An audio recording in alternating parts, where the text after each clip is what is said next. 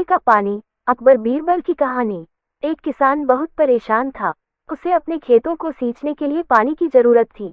इसलिए वो कई दिनों से अपनी जमीन के आसपास किसी कुएं की तलाश कर रहा था। इसी तलाश में वह घूम ही रहा था कि अचानक उसे एक कुआं दिखा। यह कुआं उसके खेतों से बहुत नजदीक था, इसलिए किसान बहुत खुश हुआ। उसने सोचा कि अब उसकी परेशानी खत्म हो गई। यह सोचकर वो खुशी खुशी घर चला गया। अगले दिन वो पानी लेने कुएं पर पहुंचा। जैसे ही उसने कुएं के नजदीक रखी बाल्टी कुएं में डाली, वहां एक आदमी आ धमका। वो किसान से बोला, यह कुआं मेरा है, तुम इससे पानी नहीं ले सकते। अगर तुम इस कुएं से पानी लेना चाहते हो तो तुम्हें इस कुएं को खरीदना होगा। यह बात सुनकर किसान कुछ देर रुका और फिर मन ही मन सोचने लगा कि अगर मैं इस कुएं को खरीद लूं तो मुझे कभी पानी की कमी नहीं होगी और न ही मुझे पानी के लिए इधर उधर भटकना पड़ेगा। फिर क्या था, दोनों के बीच एक रकम तय हुई। किसान के पास उतने पैसे तो थे नहीं, लेकिन वह यह मौका छोड़ना नहीं चाहता था। इसलिए किसान ने उस आदमी को अगले दिन वह रकम देने का वादा किया और घर की ओर चल दिया। किसान के लिए कुआं खरीदने का यह अच्छा मौका था, इसलिए वह इस काम में जरा भी देर नहीं करना चाहता था। घर पहुंचते ही उसने अपने करीबियों और दोस्तों से इस बारे में बात की और कुएं के लिए तय हुई रकम का इंतजाम करने में जुट गया। थोड़ी भागदौड़ और कोशिश के बाद आखिरकार उसने वह रकम जमा कर ली।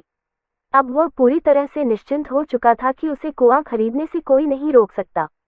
जमा हुए पैसों को लेकर वह फिर घर चल दिया।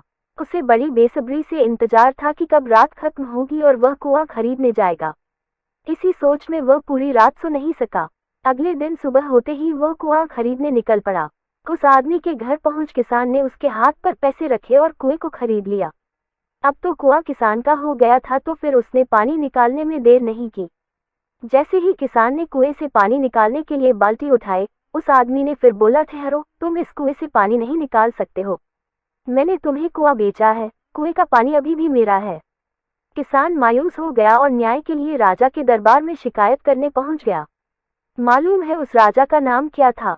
राजा अकबर। राजा अकबर ने उस किसान की पूरी कहानी सुनी और फिर उस आदमी को दरबार में बुलाया जिसने वह कुआं बेचा था।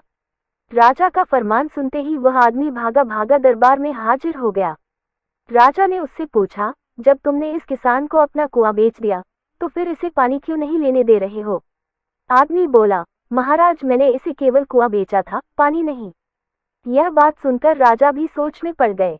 उन्होंने कहा कि बात तो यह पते की कह रहा है, कुआं बेचा है, पानी तो नहीं। काफी देर सोचने के बाद जब इस समस्या को सुलझाने में वह नाकाम हो गए तो उन्होंने बीरबल को बुलाया। बीरबल बहुत ही बुद्धिमान था, इसलिए राजा अकबर किसी भी मामले पर फैसला लेने से पहले उसकी राय जरूर लेते थे। बीरबल ने एक बार फिर दोनों से उनकी समस्या पूछी।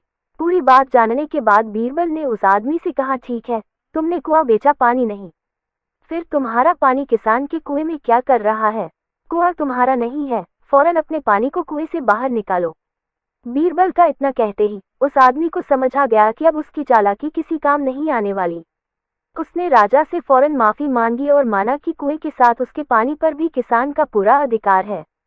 यह देखकर राजा अकबर ने बीरबल की बुद्धिमानी की तारीफ की और कुआं बेचने वाले आदमी पर धोखेबाजी के लिए जुर्माना लगाया।